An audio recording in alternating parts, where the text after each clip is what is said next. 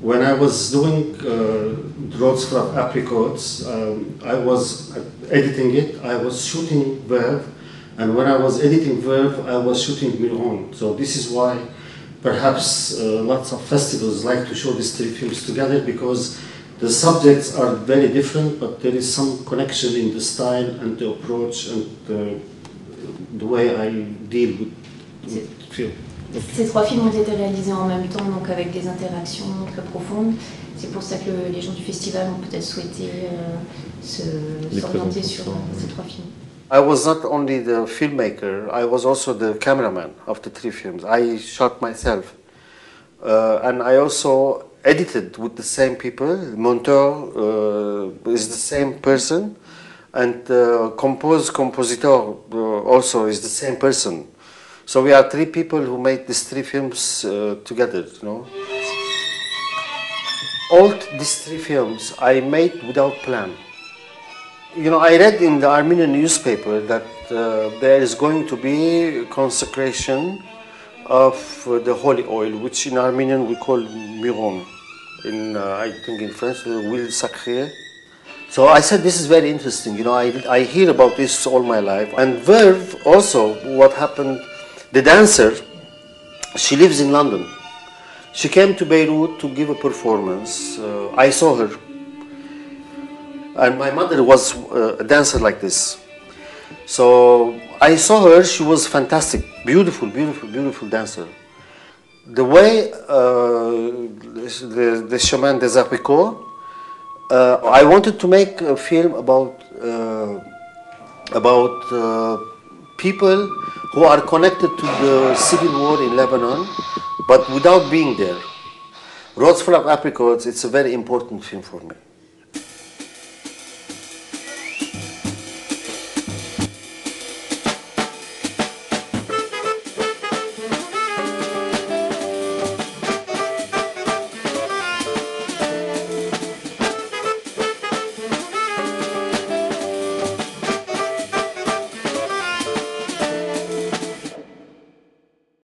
C'est avec de tout cœur que je viens et c'est toujours très émouvant de retrouver les autres cinéastes, de savoir qu'aussi on fait partie d'une famille alors que le pays part en lambeaux.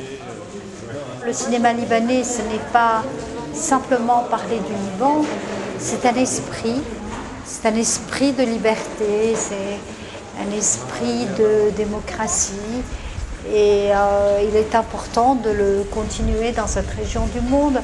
Surtout aujourd'hui, à l'heure où l'intégrisme bat son plein. Comme je vous dis, on est un peu sans frontières.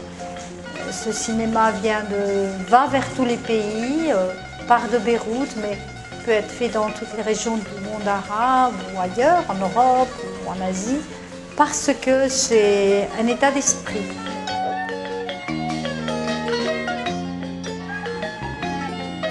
Nicole, hein?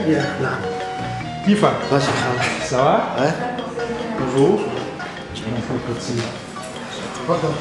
Je suis convaincu que, disons, il y a des choses qui vont naître, qu'il y a du nouveau qui va apparaître, et ça ne fait aucun doute, quoi, je veux dire.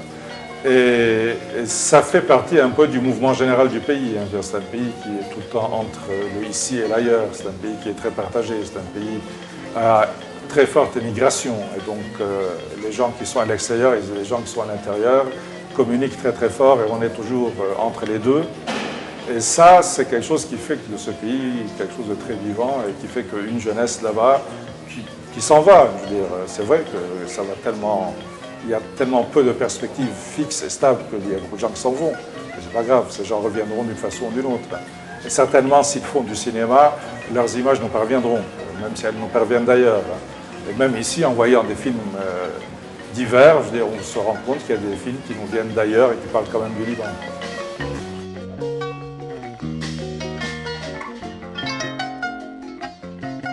Nous sommes très heureux ce soir de présenter avec le CRAV cette troisième projection depuis les débuts du festival consacrée à un film, long métrage fiction tourné dans la région Nord-Pas-de-Calais.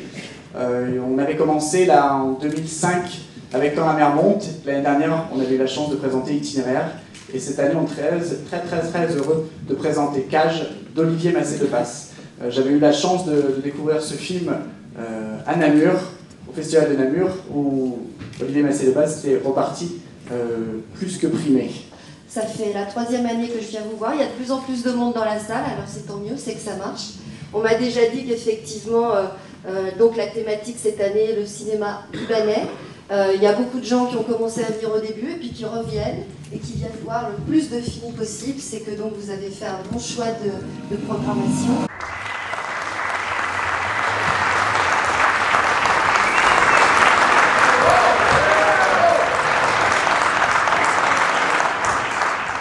De l'autre côté de la mer, à Saint-Louis du Sénégal, avec la complicité de mon ami Abdelrahman Nassir, un artisan en bijouterie touareg. La chrysalide est devenue papillon et je suis extrêmement fière. Merci à Dominique, à Frédéric, à toute l'équipe de Chrysalide et surtout du Festival international du film indépendant qui m'a fait confiance et je crois qu'il était aussi dans le secret du prix du public. Merci et bonne chance aux lauréats.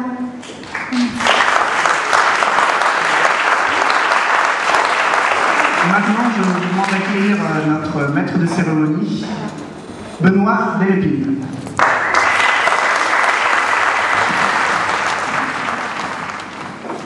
Donc c'est Falafel de Michel Colin.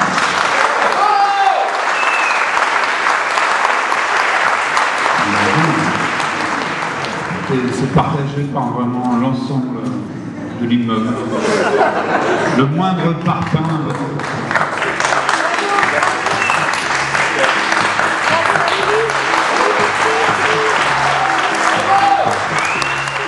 C'est en argent? Oui. Les 20 ans. Ah bah là, ce serait une fortune ça. Bah écoute, ouais. Ah ouais.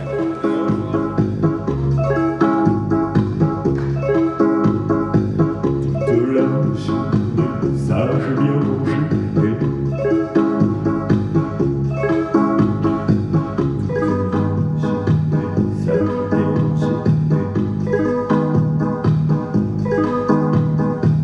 Un gros cafard dans son petit placard.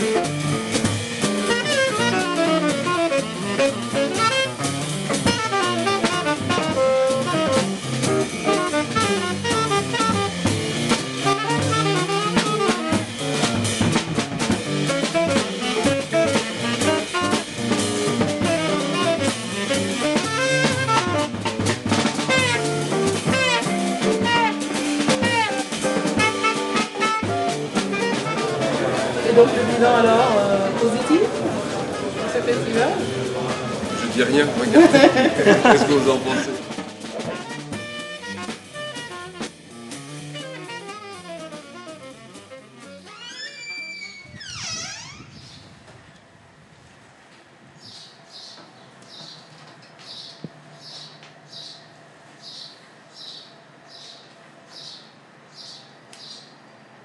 Je travaille sur la sociologie urbaine de Beyrouth, actuellement sur ma thèse.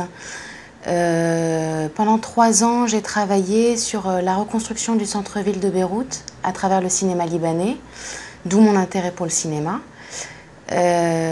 L'occasion de ce festival a été pour moi très intéressante pour certaines rencontres, alors avant tout avec les films, mais aussi avec les réalisateurs. Moi, je vais parler de 3 personnes, j'ajouterai même 4. La première, c'est Georges Nasser.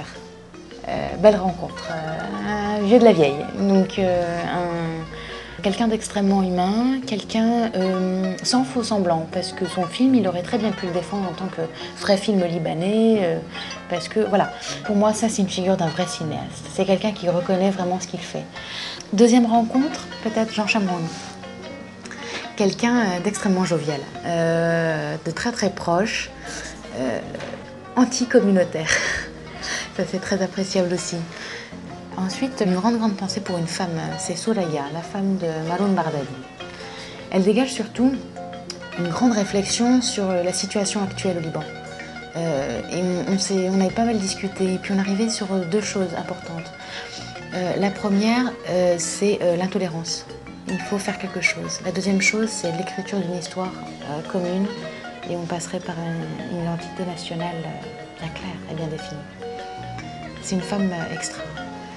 Autre personnage, Hadi Zaka, que je connaissais depuis 2-3 ans.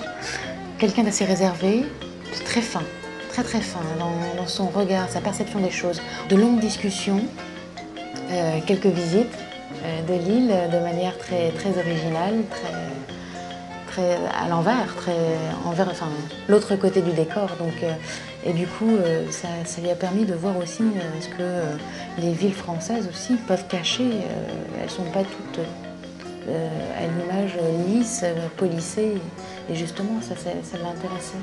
Du coup, ça peut peut-être même l'aider à porter un regard différent sur Beyrouth. Donc très belle rencontre, différentes générations et finalement une chose commune, l'amour du Liban et l'amour du cinéma. C'est pas mal parce que c'était pas ancré juste documentaire ou fiction par exemple. Et moi j'aime bien l'alliance un peu des deux, quoi. Documentaire et fiction. On apprend beaucoup sur le Liban, sur la ville, sur ce que c'est sur la vie à Beyrouth et sur l'évolution aussi du contexte, quoi. De la situation politique, du contexte international aussi, ça parle de beaucoup de choses. Et en rencontrant les cinéastes, c'est l'objet de discussions avec eux sur leurs films, avec eux sur la situation libanaise, mais aussi ça permet de construire une sorte de pensée sur le Liban contemporain et en retour, comme le festival se fait à Lille et en France, sur la France et la situation française, parce que les Libanais sont des gens qui connaissent très bien la situation française et la France a beaucoup d'interactions avec le Liban. L'idée du festival, c'est une bombe d'espoir, voilà. Enfin, je pense que c'est le mot.